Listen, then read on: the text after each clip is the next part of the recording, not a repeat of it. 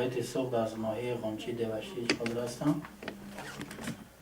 بعد سال 2011 من با اینترنت دهمای آمدم، خونه اینترنت دهمای. بعد یک دو سه سال اونجا زندگی کردم. بعد اونجا را وای کردن، خانه اینترنت بیماری روحی کردن. و این سبب ما پریواد کردن، ما چند نفره ما رفتیم پنجکین اومدیم خانه اینترنت پنجکین. بعد خطی همسرم در اونجا شناس شدیم. پنجکین با شناس شدیم. بعد گشته بینه بعد 7 سال 8 سال نصیب بود است من با دستگیری. بعد پنجکین هر دو شما همین اینجا اومدید؟ بعد پنجکین ما رفتیم اول بختر. با اونجا هم همه خیلی بیماری روحی کردن، کسل بیماری روحی کردن مثلا. اونجا با ما اومدیم من اینجا دهی بتاش ما رو پریواد کردن. اینجا بعد من دیرکتر به چند بار مراجعت کردیم. بعد تیموس کردن دستگیری کردم. من دیرکتر با اگنتی خوازاده عبدالحکیم خوبت رحمت با اون کس ما منادار هستیم. همین دیرکتری ما هستیم.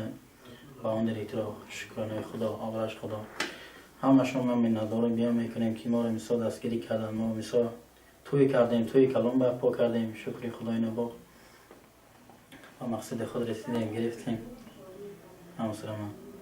البته بهترینه انشاءالله حرمت میکنه، عزت میکنه. با فکرم که زن همه قدر میشه. رحمت به پدر و مادرش که مثال همین به دنیا آورده است. خیلی افسوس که پدر و مادر نداره. شما چی خشتان با هستن در دوشتی چی؟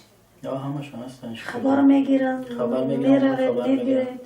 ما میریم خانه با رفت آمد هسته. شکر خدا خبر میگیرم آمده میستم میکنم دستگیری میکنم. اما 7 سال باز یکدیگر رو میشناسیم. در این بعد من وقتی که با این شناس شدم من اونجا که مثلا شرایط خوب نبود برای کلاسکا دوستم. بعد درخواست کردم رئیس. بعد من اینجا بفرستادم بتاش.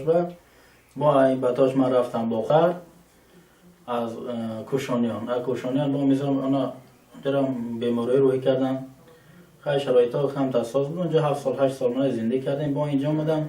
در این موبایل من رفتم پنجکین اینا گرفتم بردم بختر بنا توی میکنم گفتم که گرفتن اینجا بروی کردن. با اینجا اومدیم خیلی نصیبم اینجا درست اینجا توی شدیم اویله دار شدیم. دوره یک شناس بودیم. من 25 ساله بودم. این یک 23 ساله بود. اوزر چند؟ اوزر من 34 بودم. این 32 بودم من. چه خدمت میکنم؟ چی میسو؟ جنبش میکنم. چیزاستان تخت میکنی. با خانه میروم، جاگه میخوام دارم من. آب تیار میکنم با آب جوش میبیارم. با بازی یادم میکنم. بازی میدارم نه یادم میکنم. وقت هستیم. منم شکر خدا میکنم که تو رو یافتم گرفتم. من خرسند هستم. از همین تا آسمان شکرانه خدا میکنم. زندگی من ناز شیرین است. این زمان باور کنید همچنان خوشبخت هستم که قطعی سلام روزی